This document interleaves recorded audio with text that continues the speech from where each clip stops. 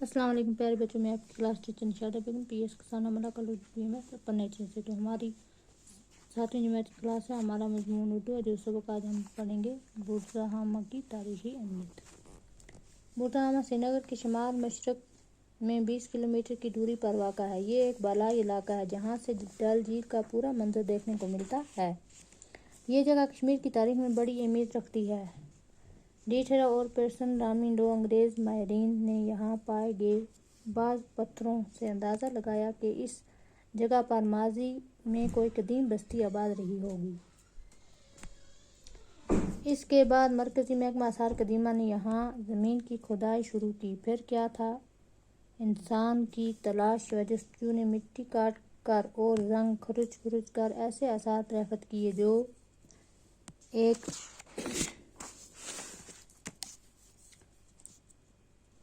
قدیم تہذیب کا پتہ دیتے ہیں۔ ماہرین کا خیال ہے کہ یہاں قبل تاریخی دور کی بستی آباد رہی ہے جو اب تک کشمیر کی قدیم ترین دریافت شدہ بستی ہے۔ اس جگہ پر جو آثار ملے ہیں ان سے پتہ چلتا ہے کہ یہاں کے لوگ کیسے زندگی گزارتے تھے، وہ کس طرح کے گھروں میں رہتے تھے، ان کے گھریلو استعمال کی چیزیں کیسی تھیں۔ آثار قدیمہ کے علم سے اس قدیم بستی کی تہذیب کے بارے میں اہم معلومات فراہم کی ہیں۔ بورزہامہ کی یہ قدیم تہذیب پتھر کے زمانے کی تہذیب تصور کی جاتی ہے۔ ماہرین نے اس تہذیب کے 4 ادوار یا زمانے متعین کیے ہیں۔ بورزہامہ کے باشندے شروع میں گڑھے نما غاروں میں گزر بسر کرتے تھے۔ یہاں جو گڑھے دریافت ہوئے ہیں وہ 3 سے 4 میٹر گہرے اور 4 سے 5 میٹر چوڑے ہیں۔ ان گڑھوں کو نوکیلے پتھروں سے کھودا گیا ہے۔ ان کے دہانے تنگ ہیں۔ بعض گڑھوں میں دیوار کے ساتھ زینے بنے ہوئے ہیں جن کے ذریعے سے لوگ ان میں اتر جاتے ہیں۔ دہانے پر کھمبے گاڑنے کے نشان پائے جاتے ہیں۔ لگتا ہے کہ برف اور بارش سے بچنے اور گڑھوں کو محفوظ رکھنے کے لیے ان پر چھت بنائی جاتی تھی۔ یہ چھت بھوج پتھر کی ہوتی تھی۔ گڑھوں کے باہر آدھ جلے بھوج پتھر سے اس کے استعمال کا پتہ چلتا ہے۔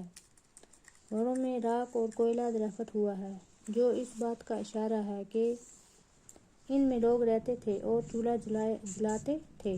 ایسے آثار بھی ملے ہیں جن سے پتہ چلتا ہے کہ گرمیوں میں یہ لوگ گڑھے سے باہر بھی چولہا جلاتے تھے۔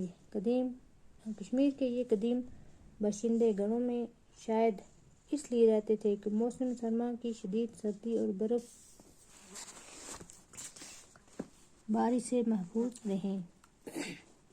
ابتدائی دور میں یہ لوگ مٹی کے برتنوں کا استعمال کرتے تھے۔